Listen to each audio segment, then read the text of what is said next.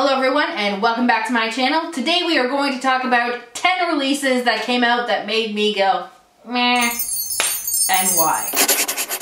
So first up we have Anastasia Soft Glam.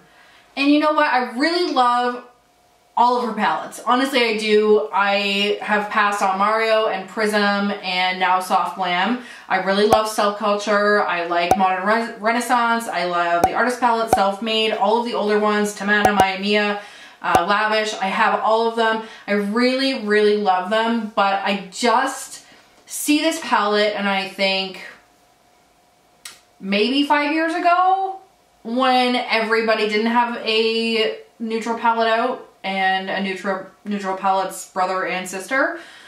This doesn't really do anything for me. For 50 bucks, I can totally grab a different palette that I have and, I don't know, like a Naked palette, the Tartelette palettes, the Jaclyn Hill palette, any of the multitude of MAC variations of neutral palettes that I have.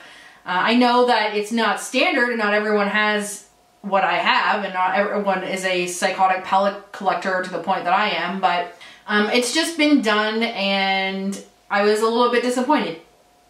Number 2 is Urban Decay's Back Talk, and when I first saw this come up on Trend Mood I was like, ah, yes I must have it! And then it released and I was like, meh. It's really just a monochromatic version of nothingness. Like, I don't even know how to explain it. I just look at it now, and as much as some of the face products are very nice, I am still kind of looking at the shadow side of it going, it's been done, I have these, I can do this with other products. Kaylee did a very in-depth review on this, and she did say the closest dupe that she could find was actually the Modern Renaissance, so keep that in mind if it's something that you're thinking about buying, is do I already have this in a better formula and something that I already reach for? Number 3 is the Too Faced Natural Eyes. I did not reach for this the first time it came out. I did not reach for the Natural Love when it came out, even though I do kind of regret that one sometimes, and I will not and have not reached for this palette when it was re-released in the new line that released about 2 weeks ago. Again, it just, you can only have so many neutral palettes, you can only have so many natural eyes before I just don't have any reason to give you my money anymore.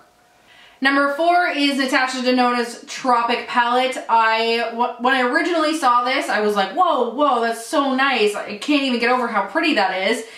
So many different vibrant pops of color. I love it. Yes, let's do it. Let's smear this all over my face. And then I was like, wait, I have a Natasha Denona palette that I paid $300 for and I never ever touch. And then I was like, Candace, pull your shit together. You know damn well that this one line is the only line that's really any kind of unique colors, and you have those colors. You have them. You don't even like Natasha Denona's formula, and it's not worth it. This does not have very good reviews. It does not have very many stars on Sephora.com, and I'm not sad about it. Palette number 5, or release number 5, is the Jeffree Star Blood Sugar palette. I do not own Beauty Killer, I do own Androgyny, and I do not own anything else from Jeffree Star other than 2 highlighters. I am not super impressed with those highlights, and I do actually like the Androgyny palette, but when this came out, when these colors go on the eye, do they really transfer to the point where you can tell the difference? Or do you just consistently get the same thing you would get with something like, say, the Naked Heat, where it is all the same look no matter what you do, unless you only use like a white and a red or a orange and a red, it always will come out looking like the same thing. This is 100 different shades of red and pink, and really it is just not for me. It is something where I think that's like, what? I don't even know how many shadows are in it. We'll say 20 shadows in there. It's more than that, I know, but we'll say 20 variations of red. How useful is that in the long run? Number 6 is the Too Faced White Peach palette. This one just fell short of what a white peach palette could have been. I feel like even if they had done like deep plum instead of white peach, like peaches, plums, kind of the same feel. It's a whole other line they could have come up with. But this white peach thing is basically just neutral colors and a couple of dark purples. It just really made me go meh. Alright, number 7 is the KKW collab with Mario, so Kim Kardashian's makeup line, whatever it's called, Kim Kardashian West, I guess is what it stands for. I don't really know. I don't pay a shit attention to the Kardashians because I don't give a shit about them. I don't want to give them my money, so it's not surprising that this palette came out and I was like, haha, no, because I don't care.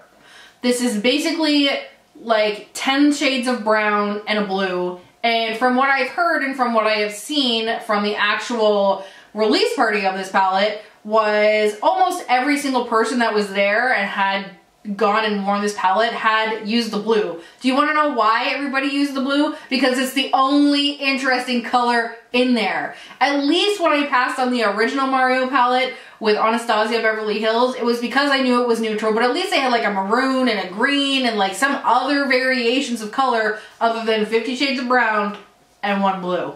Stepping away from eyeshadow palettes, number 8 is the Benefit Blush Bar.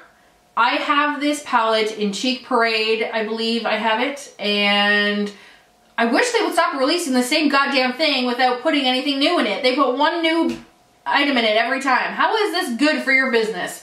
That's being like, I'm going to put out the same video every single day, but I'm going to change one word in it. Just one. I don't want that. Nobody wants that.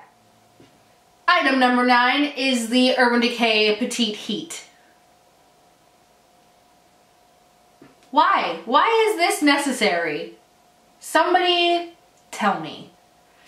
This is the same to me as the original Urban Decay Heat, only smaller. I guess if you don't like really big shadow palettes, this works for you, but realistically, in the long game, you probably have this.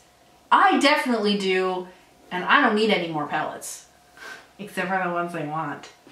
And last but not least on my items is number 10, which is the Makeup Forever Starlit Palette. This, first of all, when I saw it, I was like, oh sweet, there's a new Kat Von D release. Oh wait, that's not Kat Von D at all, that says Makeup Forever. I don't like that they totally jacked the style of the Kat Von D palette. I felt the same way when It Cosmetics did it with the Superhero palette. It looked the same, the style was similar, and I don't like when people do that.